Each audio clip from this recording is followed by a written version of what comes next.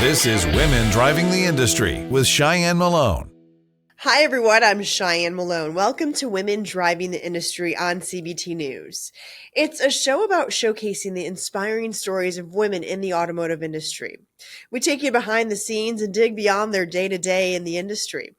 And today we turn our focus to the next generation of women in the automotive industry. At just 26 years old, Veronica Maoli sits as the owner of Celebrity Ford of Toms River in New Jersey. Quite the title, right? We learn more about her transition from shadowing her father to becoming the owner of a Ford store and what she believes is needed to be able to connect with the next generation of women. Welcome to the show, Veronica. Thank you so much for having me. So, it's looking at your age and, reading up on you, it's so impressive to see you in this role. And as a woman, we talked about it being, a male dominated industry, which we know, but to be able to sit in a place as an owner, how does that make you feel? Do you feel accomplished? Are you living in the moment? Are you enjoying all this? Yeah, absolutely. I think a little bit even more accomplished than I thought I would. There's been a lot of obstacles that I've had to overcome to get to this place, whether it be my age or my gender or just, even the fact that my family is involved in the industry, that also comes with a lot of pressure. So it's definitely been a journey to get here. So I try to enjoy every single day, and even the hard parts of the day, I try to just take them one step at a time. And we're going to dig deeper into your day to day, but I just want to know a little bit about you. How did you get in the industry? Where did you grow up? Kind of walk us through your career path. Sure. I grew up in New Jersey, have been here my whole life. My entire family is here. And to be honest, I never had any interest in being in the automotive industry. I always kind of thought that it was, your typical salesperson industry, and it was a lot of men, and that it wasn't really welcoming for women. And I didn't want to be in a sales industry. That really wasn't what I had envisioned for myself. I really wanted to be in real estate development, which I am in right now as well. But I started off with that. I love the design aspect of that and the idea of really tailoring to a customer and their needs and their wants in a home. And that's kind of where my passion began. And then I started to work side by side with my dad on some real estate stuff and started to observe what he was doing with his automotive stuff as well. And in that process, I realized that I really was missing an opportunity to be in the automotive industry as well, because it's all about tailoring to the customer and their needs. And my passion really is for the customer service side of things. So that's kind of how I got started. And where did you go to school? I went to High Point University in North Carolina. I studied entrepreneurship, which is something that I actually went to that school for. It's become more popular as a major, but at the time when I had graduated in 2020, but when I was applying to colleges, it was not something that a lot of colleges had. So that was what really drew me to the program there. Impressive. So you didn't necessarily think you were going in the car business, but you always knew you wanted to be an entrepreneur. Yes, I always knew that I wanted to be in the business world and be a business owner in some capacity. And I grew up in a household. My mom's a lawyer, my dad's an entrepreneur, being in the automotive industry, real estate, all sorts of things. And there was never really any point in time where my parents told me that I couldn't achieve something or couldn't go for something that may seem, completely out of reach for me. It was always just try it and see if you like it, and then go from there. And what is it about being an entrepreneur that just gives you, I don't know, the buzz and wanting to move on in your career? I like the idea that there's always a challenge and there's always something new. I never get bored. And there's always something I can be doing to improve on myself, whether it's like my own personal improvements, my improvements within the company to create a better environment for employees, to create a better experience for customers, to create more profit, whatever it is, there's always something more I could be doing. And to me, I don't see that as like some people see that as there's never an end to it. I like that there's no end. I'm constantly on the go, constantly working, constantly thinking, and it's just how my brain kind of works, and that's how I kind of feed off of the energy. And what brought you to the position you're in today at the dealership? I actually went to NADA Academy. So I did that as my one of my first steps in really getting involved in the business aspect of the dealerships. I was kind of shadowing my dad and exploring the different aspects of the store, and I knew that I didn't necessarily want to be in a sales position or be in a position of working directly with a customer, but I wanted to be able to impact the experience as a whole. So I like I said, I went to NADA Academy, graduated from there, learned so much. And then my dad and I decided to go out and search for a dealership for us to partner in. And we knew we wanted to do it as father-daughter pair. That's something that we always kind of had dreamed of for ourselves. And so we wound up coming across a Ford dealership in South Jersey, and which was really great because the owners previously were a father and daughter. So it was a really nice transition, and it was really great to see another woman in a dealer principal position and her kind of help me along the way. She's been so great about, continuing to help me in any way that I needed and really just be supportive of that. And what we find, I think, in the industry and in any industry is that there's kind of two types of ways that women in business can go. Either they're going to step on you to get to the top, or they're going to help you up with them. And so to find those people that are willing to kind of help you along the way is, I think, what helps everybody get further along. Those fellow queens that will fix your crown, right? Yep, exactly. It sounds like your dad is quite an inspiration to you, is he? Yeah, absolutely. I have always looked up to him since I was little, but really I'm inspired by how he has created such a company culture where people feel at home and they feel like this is their family. We actually just had a little employee get together over the weekend for our Ford dealership, and I had an employee come up to me and say that he just was so happy to come to work every day. And to me, that means way more than anything else that I do on a daily basis. That was really fulfilling for me. Because at the end of the day, you spend more time at work than you do at home. Mhm. And it's really important to create that environment for your employees. Who else inspires you? My mom, for sure. She's a lawyer and she's very fierce, and nothing gets by her. I think that that's something that I really have taken from her, and not to ever kind of let anybody get in your way, in a sense of, she's told me so many stories along the way of, being a female lawyer and how it's impacted her and her personality and how she's handled certain situations to this day. And I think both my parents really have shown me that nobody is ever going to kind of be the one to stop you. You can chase your dreams and you can do what you want to do, and as long as you're passionate about it and you stick to it, you will accomplish your goals. So I think that that's something both my parents have been huge influences in my life. That's awesome. And you mentioned one of your employees that was very happy to come into work. Do you feel as though there are certain things that you as a woman can bring to the table that men don't necessarily? Yeah, I think that there's an element of empathy that sometimes gets mistaken for weakness.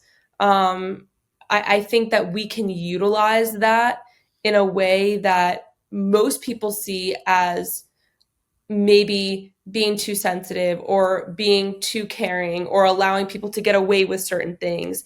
Um, in my perspective, I think that we can use that as, a positive thing. I'm very conscious about whether or not my employees have families. Do they need to be, you know, coming in an hour late on Wednesdays because they need to take their kids to school or daycare. And then, I'm very understanding about that. Or do they need to leave early for their kid's soccer game or whatever it may be? Obviously, to some extent, I don't want to allow employees to take advantage of that. But at the same time, everybody has other responsibilities other than work too. And I think that sometimes that gets lost in the workplace. What changes do you think can be brought to the industry to make it more female friendly?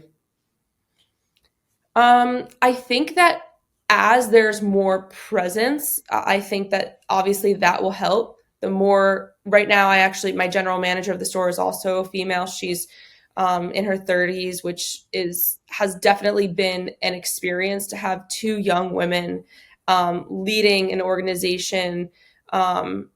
There's a certain clientele that comes with car dealerships. I mean, we have all sorts of clientele, but you definitely hear comments. You definitely hear comments from employees. They think that you don't hear them, but you do.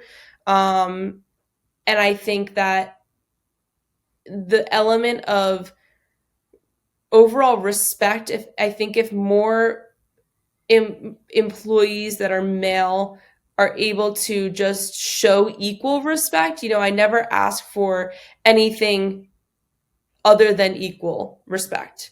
And I think that that's something that's important to note, is that, I always say that I respect everybody on the same level. Everybody is a human and everybody deserves to be respected. And I think that that's something for sure. I think overall, like, recognition of women in the industry is important as well. There are a lot of changes that I see going on. I'm going to a Ford dealer meeting next week, and they're having, a women's conference and breakfast, which is really great. They didn't do that last year, but they did that this year. It's great to be able to see the changes going on. Anything that the industry can do to attract the younger generation, in your opinion? Yeah, I think that the car industry is one of the oldest industries as far as sales is concerned.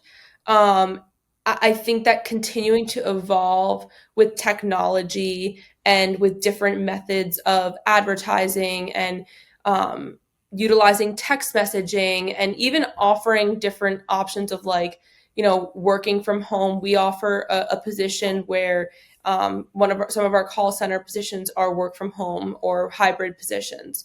I think that after COVID, that's a huge thing that young people are looking for. And I think that people also don't realize that the sales positions are not what they used to be. It's not like your typical kind of like car salesman that's trying to get one over on the customer.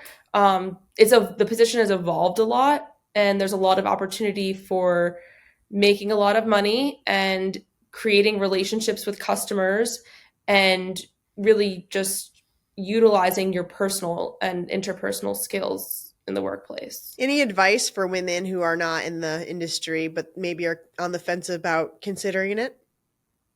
Yeah, I would say don't be afraid.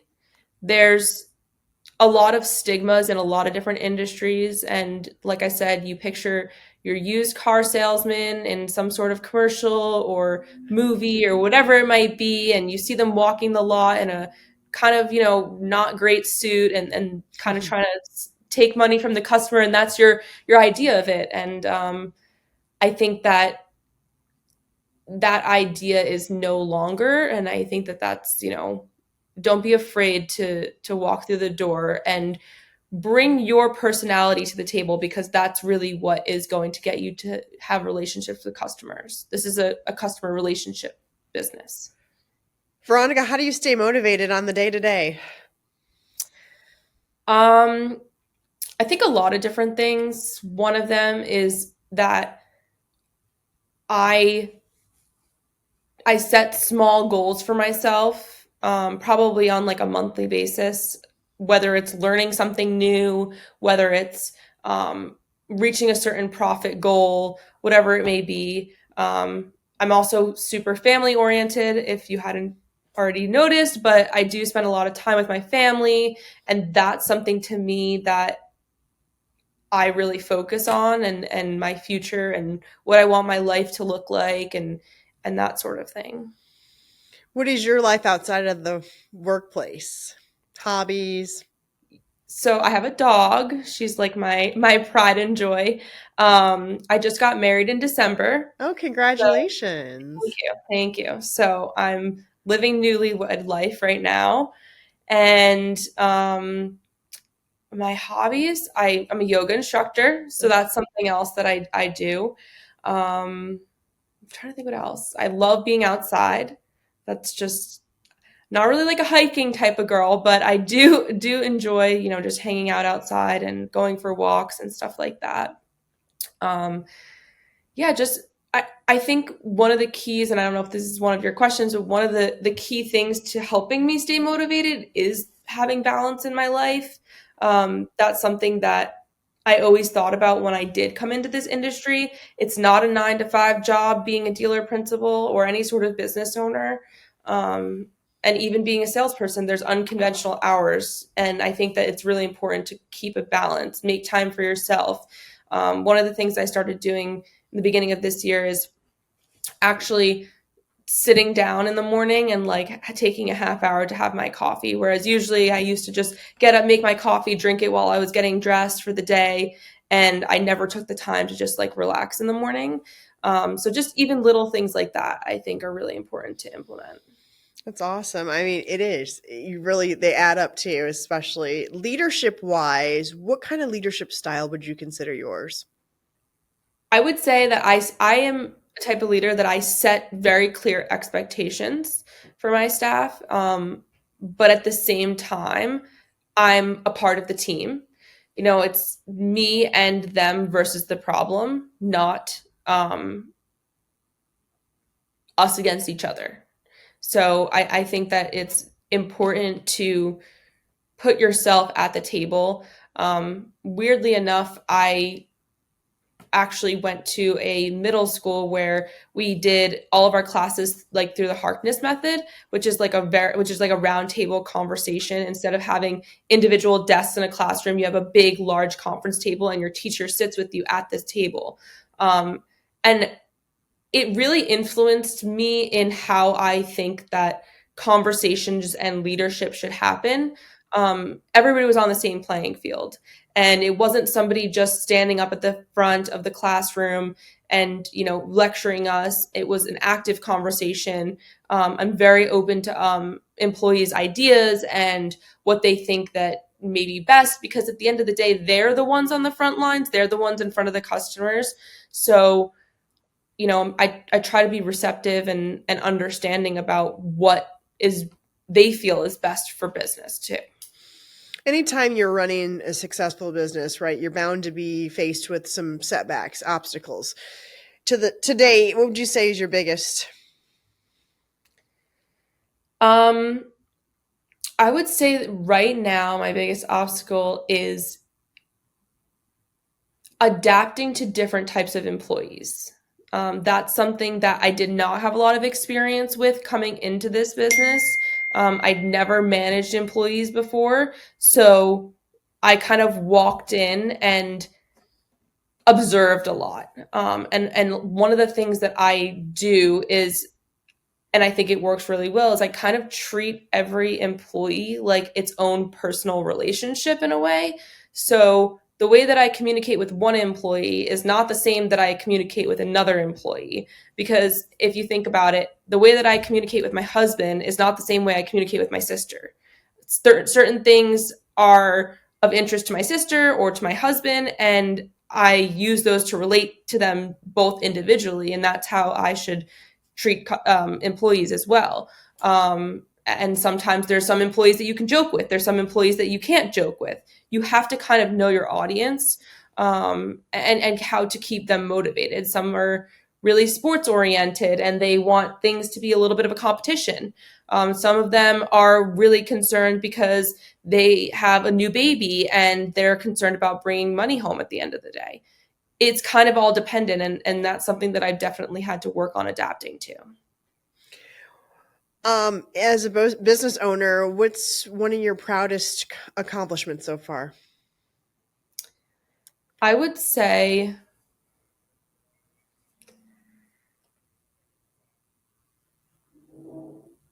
honestly, I kind of look I'm a very nostalgic person. So I look back and and I think about very often that I'm 26. I'm very hard on myself. So I'm sometimes in the day to the day, and sometimes in the day to day, I don't really give myself any room for mistakes or things that go wrong. And that's something that I work on because everybody makes mistakes. Everybody is learning every single day.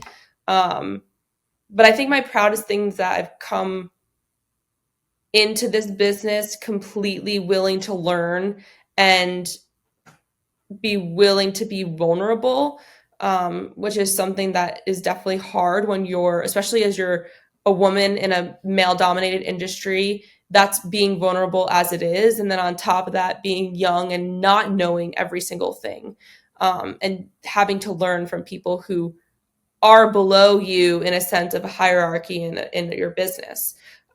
So I am very proud of myself for coming in and being willing to learn and adapt. And I think that's one of the things I'm proudest of myself for. Where do you see yourself landing in the next 5, 10 years? One of my goals is to eventually expand and have a couple more dealerships. But at the same time, I do want to expand my real estate career and get more involved in larger real estate development projects.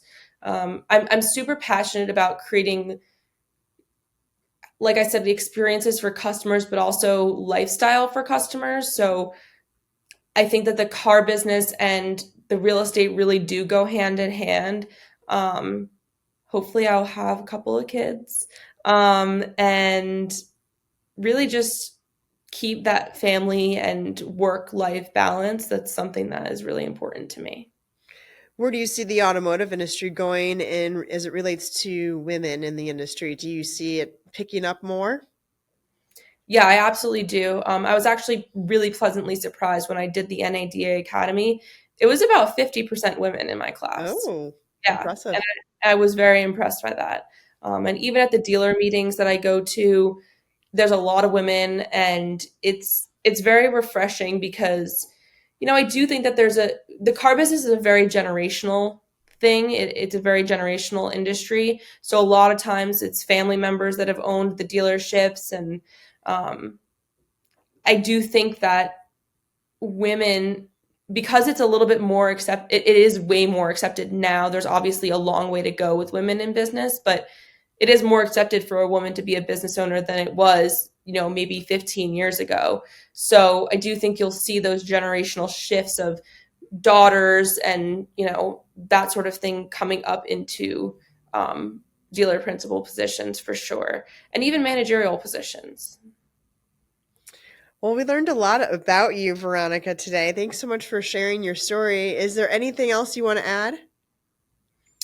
I don't think so. I mean, if I had one piece of advice, it would be to just chase your dream and don't let anybody get in your way. That's, just block out the noise. People are going to always have something to say.